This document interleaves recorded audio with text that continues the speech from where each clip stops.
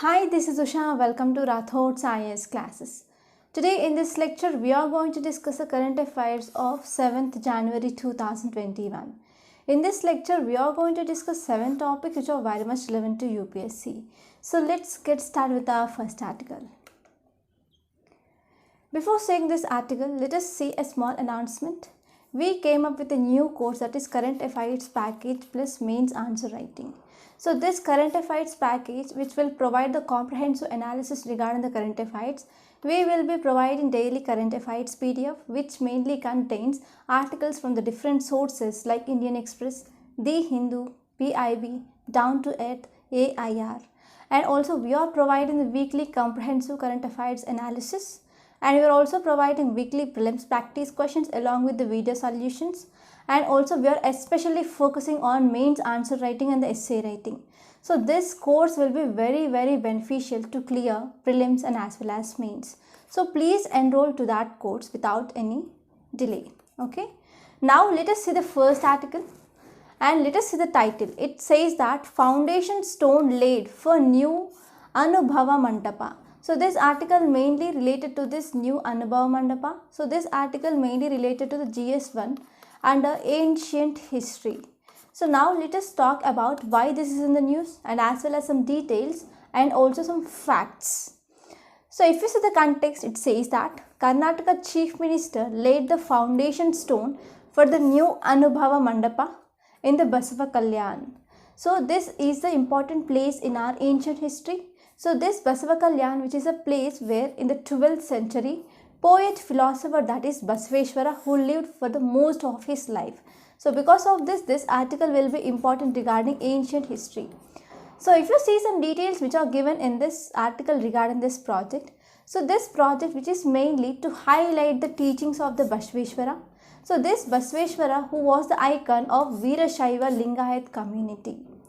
So if you see about this Basava Kalyan, it is one of the important pilgrim center for the Lingayats. And if you see the project details, so this project mainly contains 6-floor structure in the midst of 7 to 7.5 acre plot, and it represents mainly the principles of Basaveshwara philosophy. So it also showcases the 12th century Anubhava Mandapa. It was the first parliament of the world. So this fact is very important for the other state exams and also UPSC prelims. And this building will adopt mainly Kalyana Chalukya style of architecture. So these are some important facts that you should remember regarding this project. And now let us see some facts regarding the Lingayat and also Basaveshwara. So what is the meaning of Lingayat first? Lingayat means a person who wears a personal linga. So this is the icon form of Lord Shiva. So this linga, it is an iconic form of Shiva. And if you are talking about these Lingayats, they are strict monotheists. That means they will worship only one god, that is Shiva. And they are the followers of 12th century social reformer, philosopher, poet. He was Basaveshwara. So this Basaveshwara mainly against the caste system and also the Vedic rituals at that time. So there is also one subset of this Lingayats, that is Veerashaiva Lingayats. So they are called as mainly Shaivites. So if you see the meaning of linga, it is not a idol which is mainly established in the temple, but the linga means universal consciousness which is qualified by the universal energy, that is Shakti. So now let us talk about some important facts regarding the Basaveshwara. So this Basaveshwara was a 12th century spiritual master in Karnataka. He popularly known as Basavanna. He mainly propagated moral, ethical, spiritual values, mainly for the peaceful and as well as a purposeful life. So the important mission of this Basaveshwara was for the formation of the new society, mainly through the Anubhava Mandapa. So this Anubhava Mandapa mainly based on some noble principles. They include only one God is present, complete surrender to the God in the devotion, as well as the compassion is the root of all the religions, and also we need to treat all the living beings with the kindness, and we need to live for the welfare for all. So these are some important facts that you should remember regarding this Basaveshwara, and this will be very important regarding prelims. Now let us see the next article.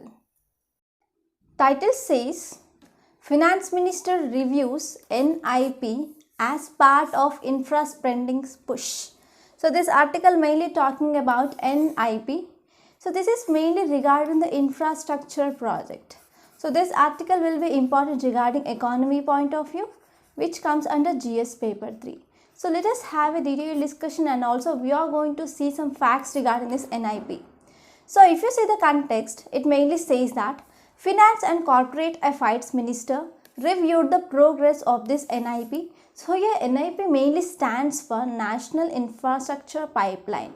So this NIP, that is National Infrastructure Pipeline, as a government mainly seeks to accelerate the infrastructure spending in the economy. As we know, in the quarter 1 and the quarter 2, we are evident that there is evidence of the economic contraction, that is about 23.9% in the quarter 1, and in the quarter 2 that is 7.5% contraction that is seen. So because of this contraction that is evident, there is a need or there is a responsibility of the government to increase economic activity in the country, such that can lead to the economic revival. So because of this context, government came up with this decision to accelerate the infrastructure spending in this national infrastructure pipeline. So if you see some details regarding this national infrastructure pipeline, it says that this NIP, which is a part of the government initiative, mainly to provide world-class infrastructure to the citizens, such that it will also enhance the ease of living of the citizens. So this is the first important thing. And the next one is this national infrastructure pipeline, which has been expanded from 6,385 projects at the time of introduction. Now it is extended to 7,300 projects. And if you see in this recent review by the Finance Minister and the Corporate Affairs Minister regarding this national infrastructure pipeline, so they are mainly focusing on 34 water and health related infrastructure, which is a worth of rupees 3 to 6 lakh crore. And now let us see some facts regarding this national infrastructure pipeline. So it mainly includes economic and as well as social infrastructure projects. Mainly during the fiscal year, that is from 2020 to 2025, they need to increase the infrastructure in the different sectors like energy, that is 24% of the project from the energy sector, and 19% of the project from the road, 16% from the urban areas, and 13% in the railways. So whenever they are going for this infrastructure projects in these sectors, then it will amount around 70% of the project that will be from this infrastructure in India. And if you see this NIP project, that mainly implemented by consulting the states and the relevant ministries and the departments in the state. So this project will also spread across the different sectors, not only these 5 sectors but also other sectors like irrigation, mobility, education, health, water, digital sector, etc. And mainly to monitor this project, they will set up 3 important committees. So these committees mainly monitor, they will try to eliminate the delays, and they will find the ways to how to raise the resources to complete these projects. And now if you see the key benefits or the what will be the benefits of this project, so we can be divided into separate sections like economic, what is the benefits which is given, which is made by the government, and what are the benefits mainly for the banking sector, etc. First, let us talk about the economic benefits. So whenever we are going for the well-planned national infrastructure pipeline, it will enable the more infrastructure projects in the country. It will also help to grow the business. It will also help to create the jobs, improve the ease of living because of the better infrastructure in the country. It will also provide the equitable access to the infrastructure. It will also make the growth more inclusive in the country. So these are the economic benefits. Now let us see the benefits of the government. So whenever they are coming up with this well-developed infrastructure, that will increase the level of economic activity, that will create the additional physical space such that we can improve the revenue base from the government, and also it will ensure the quality of expenditure that will be increased from the government side. And the next one is benefits for the developers. They will have a better view of the project supply. They will provide the time to better prepare for the project bidding, and they can reduce the aggressive bids or the failure of the project delivery. So in this way, this national infrastructure pipeline will also ensure the enhanced access to the source of finance, so they can go for the banks easily and they can get the credit. and also it will increase the investor confidence. And now let us see the benefits of the banks or the financial institutions. So they will build the investor confidence. So because of this increase in the investor confidence, they can go for the identified project and they can go for the better project in a timely manner. So because of this, whatever the problem which is facing by the banks regarding the loans to these infrastructure products, that is the NPAs, that is non-performing assets. So this non-performing assets will be decreased gradually. So whenever we are going for this NIP project, so in this way it will be helpful for the bankers also. So these are some important facts that you should remember regarding this article. Now let us see the next article. Title says China surging ahead, says Niti Aayog. So this article mainly talking about the economy of the China, and we are comparing the economy of the China with the US by this Niti Aayog, and also talked about the economic position of India. So now this article will be important regarding the economy point of view, which comes under GS paper 3. And this topic will be important regarding mains. Now let us see this article in great detail. So the context says, at the meeting of the Standing Committee of Finance, so mainly they discussed about the long-term impact of COVID-19 pandemic on the Indian economy and also the global economy. So they also talked about the trade flows, financial markets in the India level and also at the global level. And in this context, Niti Aayog officials mainly said that China continued to outstrip India. China managed to narrow the gap with the US in the post-pandemic era. So this is the first important highlight made by the Niti Aayog officials. And the next one is global economy was at the same stage as it was in the 1918 after the World War I. So after the World War I, what happened? There is an economic crisis that is seen globally. So whatever the position that's seen in the 1918 after the World War I, the same position which is present in this post-pandemic season across the world. And this article also mainly says that China had been closing a gap it and the US. That is whatever the gap which is present between the US and the China, which is narrowing day by day. So China had readjusted faster than the other economies in the post-COVID-19. So these are some important facts that are highlighted in this article. So this article also says that whatever the reforms which are taken in the Indian economy because of this COVID-19, we came up with a fiscal stimulus package, we came up with many changes in our economy. So those reforms, they are mainly equated with the 2020 reforms with the 1991 opening of our Indian economy. So in the 1991, we came up with the LPG reforms, liberalization, privatization and the globalization. So whatever the reforms which are came up in the 1991 year, so that can be equated with the reforms that we taken in this 2020. Okay, so these are some important things. Now let us see some facts regarding the Niti Aayog. So this Niti Aayog mainly stands for National Institution for Transforming India. That is National Institution for Transforming India. So this Niti Aayog mainly replaced the erstwhile Planning Commission. Okay, so this Niti Aayog came into existence on the January 1st, 2015. So this Niti Aayog mainly focuses on the bottom-to-up approach. But if you're talking about the erstwhile Planning Commission, it mainly come up with the top-to-bottom approach. But this Niti Aayog, which is mainly emphasized on the bottom-to-up approach. So it mainly envisages on the maximum governance, minimum government, and echoing the spirit of cooperative federalism between the state and the center. And the next important thing that we need to talk here is importance of this Niti Aayog. So the 65-year-old Planning Commission, which had been redundant organization in this present context.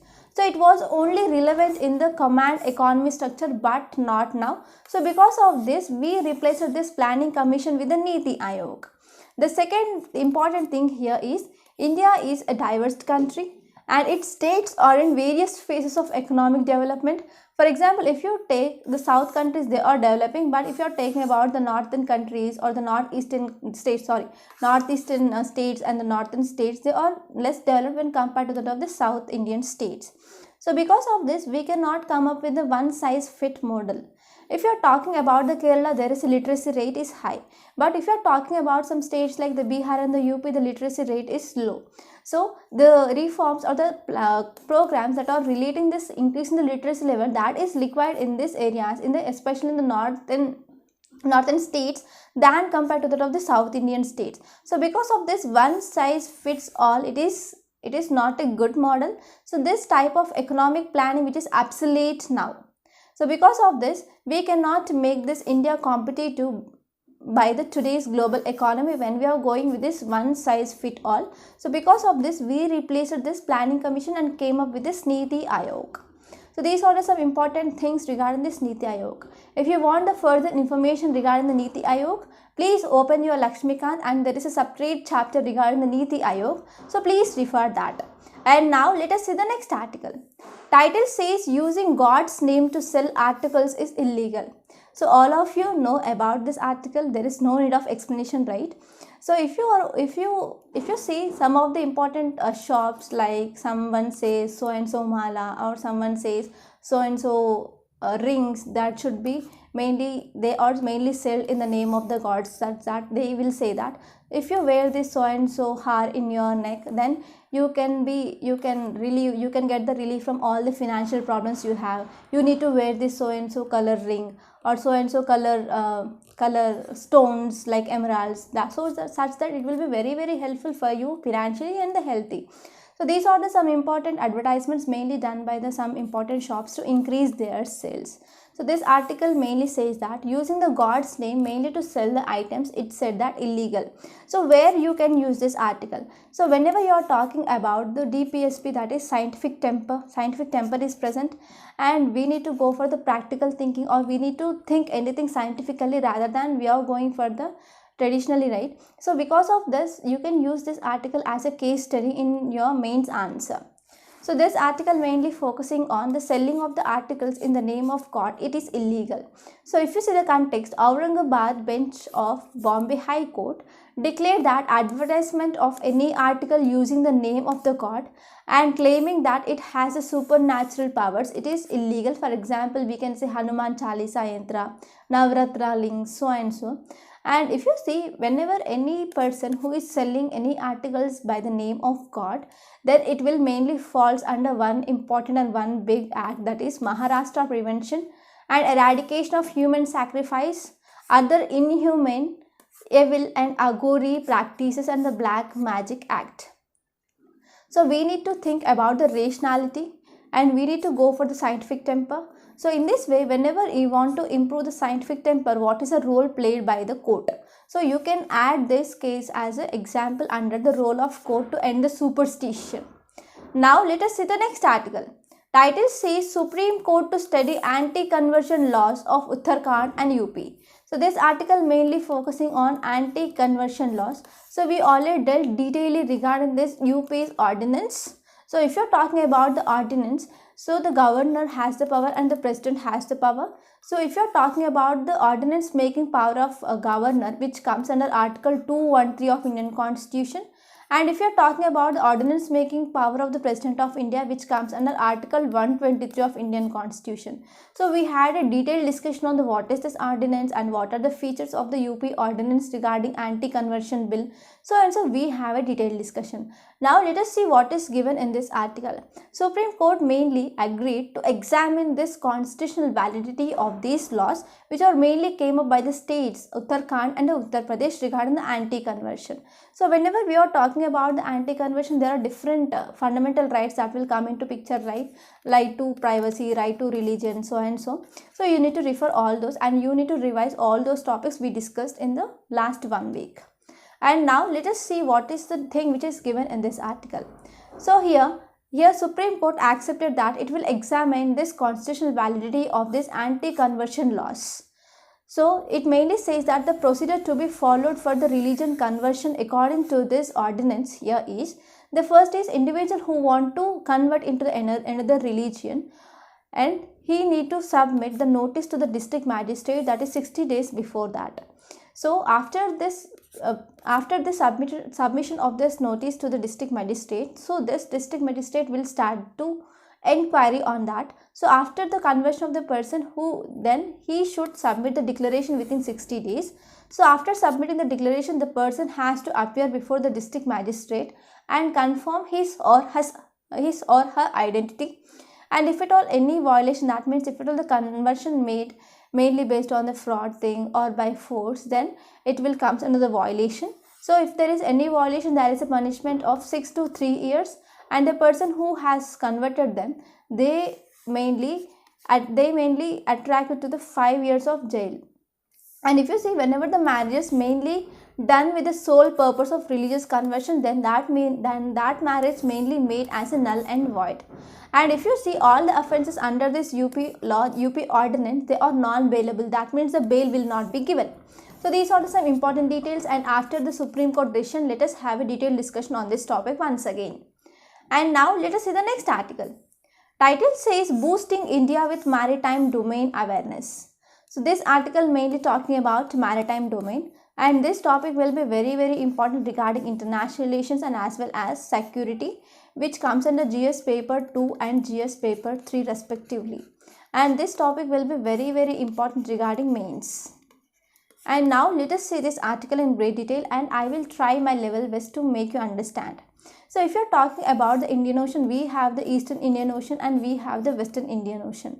So this article mainly focused on the Eastern Indian Ocean and as well as the Western Indian Ocean. So if you are talking about the Eastern Indian Ocean, so we can also talk about the Indo-Pacific region. So if you are talking alone about this Indian Ocean, so there are only some countries that will comes under the part of it. So whenever we are talking about the Indo-Pacific, so there are the large number of the countries that comes under this Indo-Pacific. So if you are talking about this Indo-Pacific region, now there is a threat of increasing the China's movement or the China's presence in this region. Mainly to counter this China's presence, we are also coming with some regional groupings like Quad and also some important things. So this article mainly talked about what are the things which are mainly taken by the India to counter the China's presence in this Eastern Indian Ocean, and what are the steps mainly taken by the India to maintain the security in the Western Indian Ocean. So this is some background. Now let us see this article. So why there is a need of the maritime domain awareness. So if you are talking about the challenges that are mainly faced by the maritime sphere, there are many terrorists, pirates, sea robbers. They are unrecognizable. So they may come in the form of the fishermen or the port workers. So in this context, to identify them, the law enforcement agencies, they need to be more vigilant. So there is a need of high grade sensor, and there is a need of the high level communication networks as well, such that we can observe and we can track the suspicious movements of the people, and we can also ensure that there is a sharing of information in the real time that is happening, mainly to track them. So if you see what are the steps that are taken by the India, so this is regarding the East Indian Ocean region. So India came up with the radar stations mainly in Maldives, Myanmar, Bangladesh, Mauritius, Seychelles and the Sri Lanka. So they are integrated together and we form the coastal radar chain network. So this coastal radar chain network, which will be very useful for the communication of the information with the India along with these countries. And if you see Indian Navy efforts, they are also mainly focusing on the monitoring of the Chinese activity in the Eastern Indian Ocean regions. For example, especially in the Andaman and Nicobar Islands since 2020. So what happened since 2020 April May? So there is a standoff that is happening at the line of actual control between the India and the China. So we are engaged in that place, but here China also increased their presence in this Andaman and Nicobar Island region. So because of this, Indian Navy mainly focusing on the monitoring of the Chinese activity in this Indian Ocean region, especially in the Andaman and Nicobar Islands since 2020. So why Andaman and Nicobar are very important? So if you see the geography or if you see the atlas, so Andaman and Nicobar, it is very near to the Strait of Malacca. So this Strait of Malacca, it is one of the important choke points. So it will be very helpful for the carrying of the international trade. And if you are talking about the reports, there are 7 Indian Ocean countries like Bangladesh, Myanmar, Indonesia, Seychelles, Sri Lanka, Maldives, Mauritius. They will post the liaison officers at the Indian Navy Information Fusion Center. So it is present in the Indian Ocean region in the Gurugram.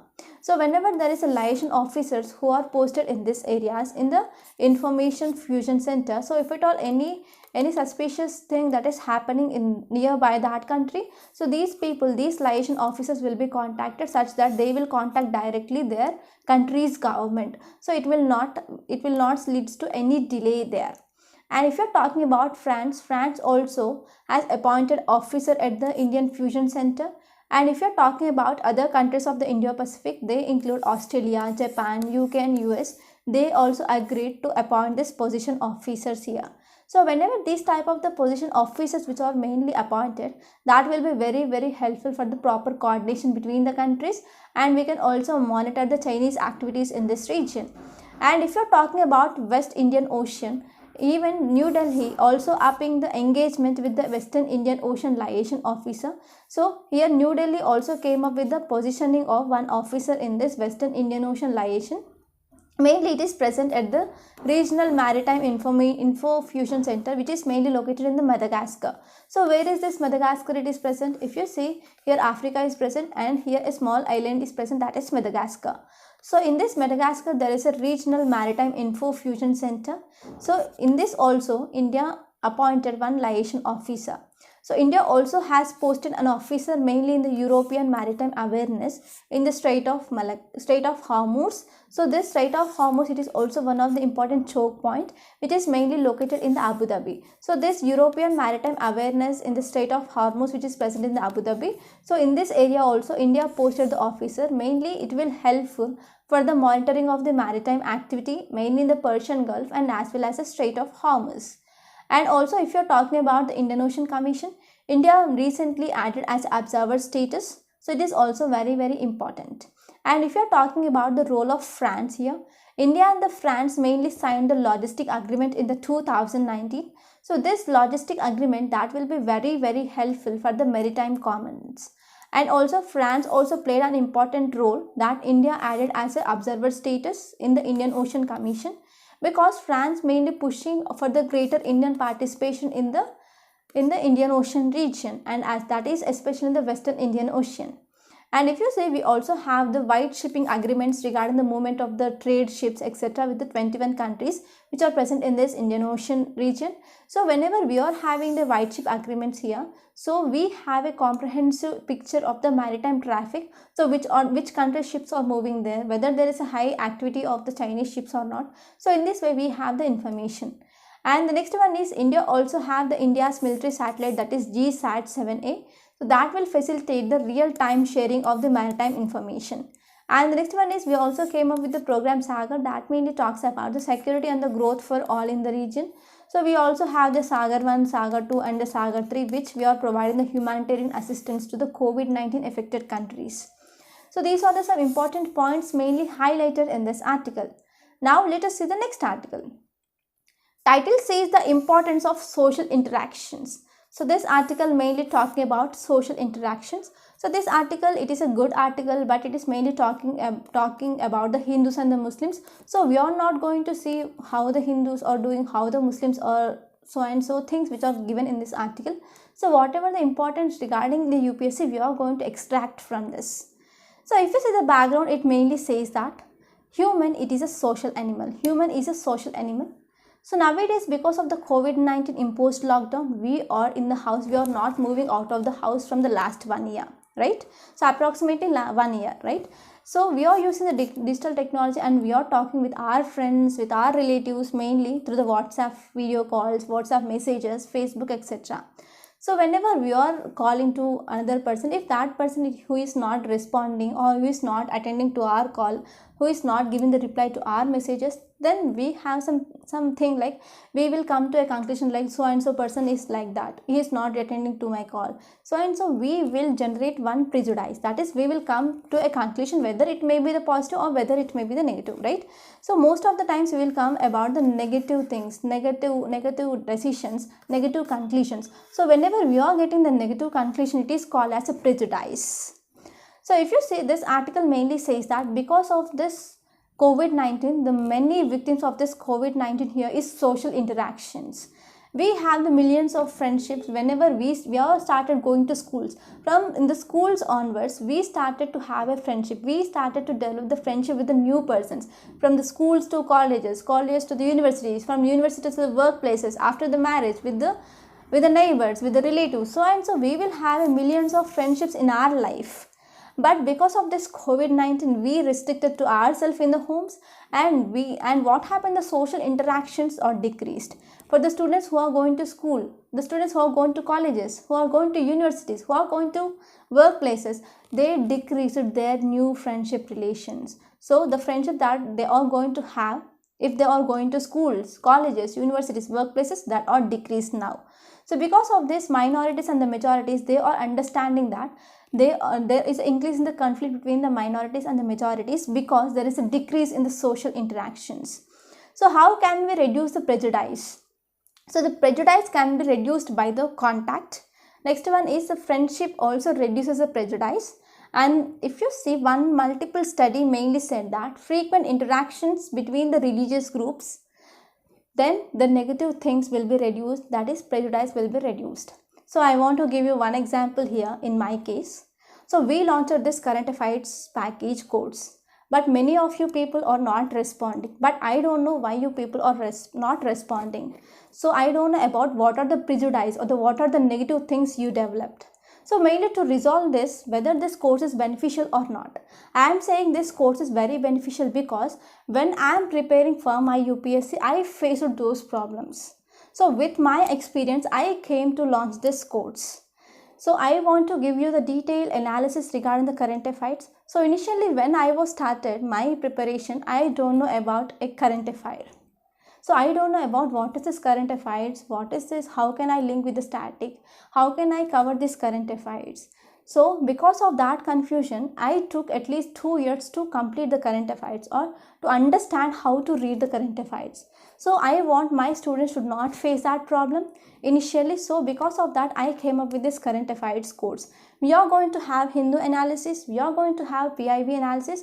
At the end of the day, we are providing the PDF of the current affairs. So in that PDF, we are also providing the different articles from the different sources like PIB, Hindu, Indian Express, Down to Earth, and AIR, that is All India Radio. So this will be very, very helpful to cover the current affairs from all the different sources. At the end of the week, we are providing the weekly current affairs, right? And in that weekly current affairs, we are going to select some topics and we are going to discuss those topics in the 360 dimensions, which are very important for both the prelims and the mains. And we are also coming up with the prelims practice question that will be helpful to understand the standards of UPSC, and that will help you to practice from the day one. And we are also providing the video solutions like how to solve those questions, how to approach those questions, and when to solve and when not to go for that question. And we are also providing the mains answer and also essay writing. So this will be very, very important to clear the UPSC. So as UPSC aspirants, you know that answer writing practice plays an important role to clear the mains. So on which day you are starting the preparations, on that day itself you need to write something such that you will gradually develop this answer writing skills. So if you see in the mains, when you are attempting the mains question, so it is only you will left with the 7 minutes to complete one question. So in the mains paper, there are about 22 to 24 questions. You need to complete it in 3 hours. So you will have only 7 minutes of time to complete that. So if you have to complete that question in the 7 minutes, you need to have a practice from the day one. And also regarding the essay, in the essay, you need to get more than 150 marks out of the 250. So you need to have a practice how to write the essay, what are the facts should be involved, what are the important things that can be added, what are the reports, what are the things. So that all will be discussed, right? And we are also providing the daily editorials. Not only daily, but also we are providing the monthly editorial PDF. So in that PDF, we are including the editorials mainly from the Hindu and as well as Indian Express. So this will be very, very helpful to clear mains. So I don't know why your people not responding. So what prejudice you developed regarding this course, I don't know. But finally, I want to say one thing. It is your life, it is your choice, and it is your goal to clear UPSC. I wish all the people that you will take a right decision. So if you have any doubts regarding the course, please feel free to contact us and the number which is given in the description box. If you have to resolve any doubts regarding the course, please contact us. And I wish all the people will enroll this course, and this will be very, very beneficial. So finally, this is your life, this is your goal. I wish that you will take all a right decision, and taking of the right decision is also not only important, but you should take the right decision in the right time. So now let us come back and let us see this. How can we reduce prejudice? The first one is through contact. Second one is through the friendship. Friendship also reduces the prejudice. And the next one is the multiple studies. They have noted that the frequent interactions between the religious group, that will decrease the negative things and also the prejudice. And there are also other articles like Central Vista Project, bird flu, and 13th Constitutional Amendment Act of Sri Lanka, which is present in the news. So we already discussed number of times regarding that. So please revise those topics. So by this we are concluding today. I hope you enjoyed this lecture. Thank you so much. Please subscribe to my channel and don't forget to like, share and comment my videos.